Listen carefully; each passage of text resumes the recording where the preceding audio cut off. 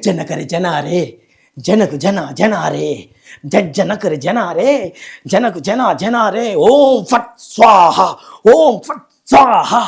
ఓ బొంబాయి రావులు అమ్మో ఏమో డాన్స్ చేస్తున్నామేంది జజ్జనకర జనారా జనకు జన జనారా అని.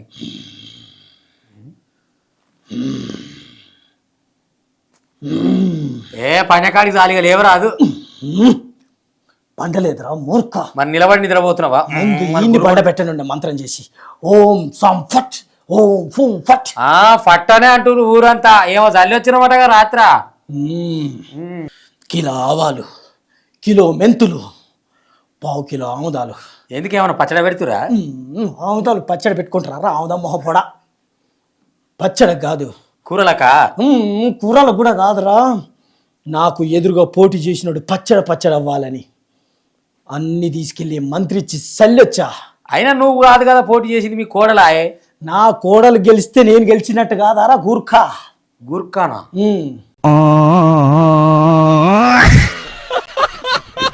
ఏవాడు నాదేమన్నా నేపాల్ అనుకుంటున్నావు? గూర్ఖా అంటున్నావు? నేపాలు ఏ పాలు నేలపాలు. నువ్వు నేలపాలు చేసి ఆ సర్పంచ్ అభ్యర్థి వెంకట మీటి ముందర ఆవాలు చల్లినవట కదా. సీసీ ఫుటేజ్లో మొత్తం రికార్డ్ అయ్యింది. నీ బబ్రాజమానం సీను అంతా బబ్రాజమానం భజగోవిందం జజ్జనకర జనారు అని డ్యాన్సులు కట్టినావు కదా. ఈ చేతబడి చేస్తే సర్పంచ్ ఓడిపోతారా? మరి కాదా? అంత ఉంటది. చేతబడి అంటే ఏమనుకున్నావు? అంత ఉంటే నిన్ను ప్రధానమంత్రి నరేంద్ర మోడీ తాతతో మాట్లాడి బార్డర్లో పెట్టి ఆ చైనోల మీదకి పాకిస్తాన్ వాళ్ళ మీదకి మంత్రాలు చేపించేది ఉండే ఇంత జీతం ఇచ్చి.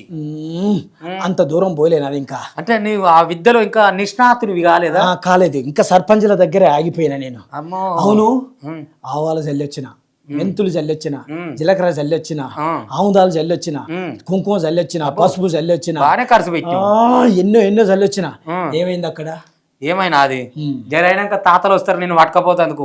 ఆ వెంకటమ్మ భర్తకు బాగలేదట, నువ్వు చేసిన భాగవతానికి పానం అంతా ఫెయిల్ ఎట్టేట్టును అయి బుగులు అయి దవాఖాన పాలయ్యిండు ఆయన. ఈ బొంబాయి రాములతోటి మాకు కథే ఉన్నది, ప్రాణహాని ఉన్నదని వాళ్ళు నీ మీద కేసు పెడుతురు. ఇక నువ్వు లోపలికి పోయినాక ఓ బగబుగే బగిని బాగోదరే అని భాగవతం ఆడదు. అది కాదు, బగబుగే కాదు, జజ్జనకరి జనారే జనకు జన జనారే ఓం. అవు రాముడు అమ్మ కొడుకు. అవునా? కూడా మంత్రాలు చేస్తాడు, మంత్రదండం పెట్టుకోడు. ఈ చీపురు ఇల్లు దులిపి బూజు కర్ర పట్టుకొని వస్తాడు వాడనా. రాత్రి మంత్రాలు చేసి వచ్చి ఇంట్లో పెట్టిన పొయ్యిల కర్ర అనుకుని అది పొయ్యిలో పెట్టింది. ఏం చేయాలో తెలియక అది బూజు దుడిచే కర్ర తీసుకొని వచ్చిన. అంటే నీ మంత్రం దీనికి కూడా పని చేస్తుందా? పని చేస్తుంది. చింతకాయలు కూడా రాలితేరా కూర్క. అదే కనపడుతూనే ఉంది. వెనకంగా రాత్రి మొత్తం మంచిగా అయిందట లగ్గం. అది కూడా తెలిసిందా మీకు? పెయ్యంత నొప్పులున్నా నువ్వు మీదికి ఆట ఆడుతున్నావు అని నాకు అర్థమైంది. ఇదంతా కాదు, నేను చల్లొచ్చిన ఓడిపోయిందా? ఎందుకు ఓడిపోతుంది? ఓడిపోలే. నువ్వు ఆవాలు జల్లి మెంతులు జల్లి కూరలు వేసుకునే మిరపకాయలు జల్లి వస్తే ఇక అయిపోతుందా? ఇంకా నయమసం నల్ల కోడి ఎల్ల పిల్లి అంటుంటివి నువ్వు. ఈ ఆలోచన ఏదో బాగుంది. ఓం నల్ల కోడైనా ఓం స్వాహ ఓం ఫట్ కర్కి ఓం కిరికి పురుక. రాముల తాత ఉరుకులు ఆడకు, మంచిగా లాటికి నూనె రుద్దుతురు నువ్వు చేసిన శర్వాకానికి. ఇక నడువు చక్కదనం చూసినారులా అవతల అభ్యర్థి ఓడిపోవాలని మంత్రాలు చేసినాడ మొనగాడు. మొత్తం ముఖానికి అంత బూడిద పూసుకొని. ఎవరు వస్తున్నారు నా దగ్గరికి? పోలీసు వాళ్ళు వస్తుర్రు. ఒక్క నిమిషం. కేజీ ఆముదాలుదే, కేజీ జీలకర్రదే, కేజీ మెంతులదే, కేజీ ఆవాలదే పోలీస్ స్టేషన్ ముందు కూడా చల్లేసి వస్తా. ఆడ కూడా చల్తావు? ఆడ కూడా చల్తా. వాళ్ళ లాఠీలు తీసుకొని వాళ్ళే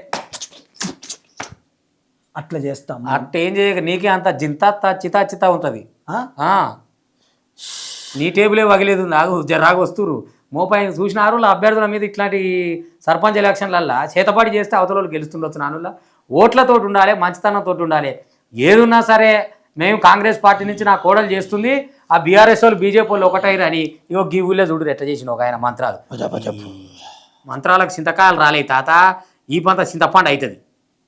చూస్తా ఏ ఊళ్ళో చేసిందో చూడు కథ.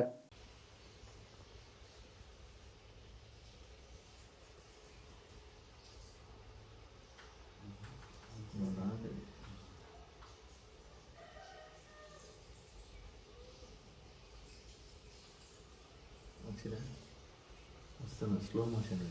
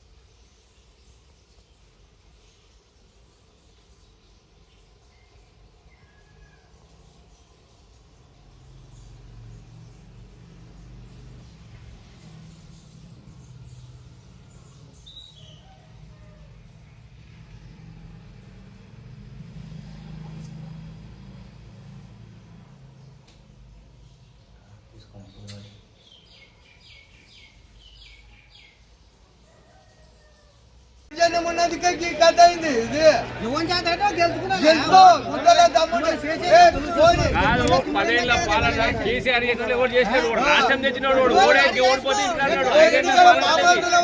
ప్రజా తీర్పు ఓటు అనేది ఇవన్నీ ప్రజా తీర్పు అది.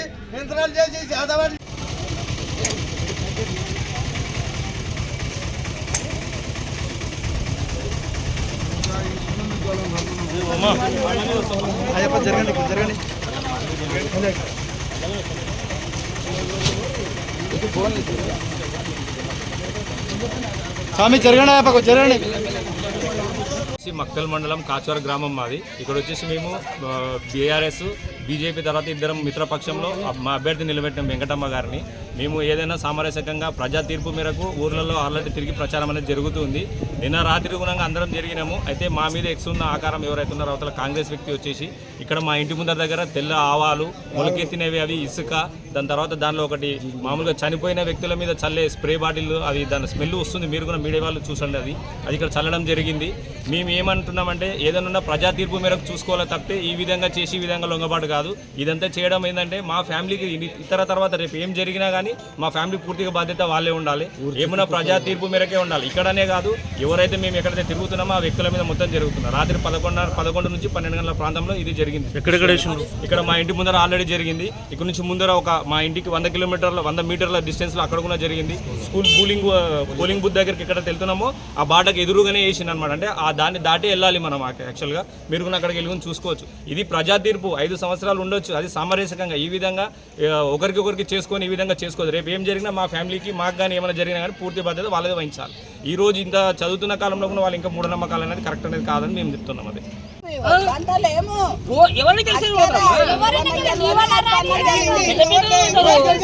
ఇప్పుడు చెప్పు. వెంకటమ్మ మిత్రపక్షాలు బీఆర్ఎస్ బీజేపీకి వెళ్ళి బలపరిచి నిలబెట్టిన వెంకటమ్మ ఈమె అంటే సర్పంచ్ అభ్యర్థి. మేము 5 సార్లు మేము సర్పంచ్గా ఉన్నా కూడా ఏ రోజు కూడా రాజకీయాలు చేయలేదు. రాజకీయాలు సర్పంచ్ గెలిచిన తర్వాత అందరం మిత్రపక్షాలుగా కలిసిమెలిసి ఊళ్ళో ఉన్నాం. కానీ ఎప్పుడు ఇట్లాంటి రాజకీయ ఉద్దేశాలు మేము చేయలేదు. గతంలో చేయలేదు, ఇక మాకు ఉద్దేశం కూడా లేదు. ఇవాళ కూడా మాకు ఏంటంటే ఒక సీసీ కెమెరా ఉండడం వల్ల అది బయటపడింది. లేకుండా అది బయటపడే విషయం మాకు కూడా తెలియకుండా చేయకుండా పొద్దున అడిగిన తర్వాత ఏమంటారు, సారీ అది సారీ చేసి ఇండ్ల మీద చల్లిండ్రు. తెల్ల నువ్వులు అన్ని శుద్ర పూజలు చేసి చల్లిండ్రు. మాకేందంటే వీళ్ళు ఇండైరెక్ట్ గా ఇప్పుడే గెలవక ముందే ఇంత అరాచకం ఉంటే గెలిచిన తర్వాత ఇంకెంత అరాచకం. ఎక్కడెక్కడ ఏం చల్లిండ్రు? మా ఇంటి ముందర ఇక్కడ వేసిండ్రు. శుద్ర పూజలు చేసి నువ్వులు అన్న మన శవాల మీద చల్లే పౌడరు, సెంటు అవన్నీ వేసి చల్లిండ్రు. ఊళ్ళో ఇక్కడొక్కడే కాదు, ప్రతి ఊర్లో కార్నర్లో ప్రతి బూతుల వాళ్ళు ఎవరైతే టార్గెట్ అనుకుంటారో వాళ్ళని ఉద్దేశపూర్వకంగా పెట్టుకొని వాళ్ళ దగ్గరనే వాళ్ళ టార్గెట్ ఉన్న మనుషుల దగ్గరనే చేసారు. ఇప్పుడే కాదు, మళ్ళా భవిష్యత్తులో ఏం జరిగినా మా కుటుంబానికి కానీ ఏం జరిగినా వాళ్ళదే 100% బాధ్యత. ఇలాంటి అనుమానం లేదు. ఇది అందరూ ప్రజలు కూడా గమనించి రారా కుర్క దగ్గరికి రారా కుర్క. మూర్ఖన నిన్ను ఈ మంత్రాలు గింత్రాలు అన్నావు అనుకో, మళ్ళా నడు ఊళ్ళకెళ్ళాడు. నువ్వు చూసినావు, నన్ను కొట్టినావు కదా. ఓం జజ్జనకరి జనారే ఈడు కుర్కు. ఓ హలో సార్, వచ్చిరా ఊరి దగ్గర దాకా? నమస్కారం సార్. ఓకే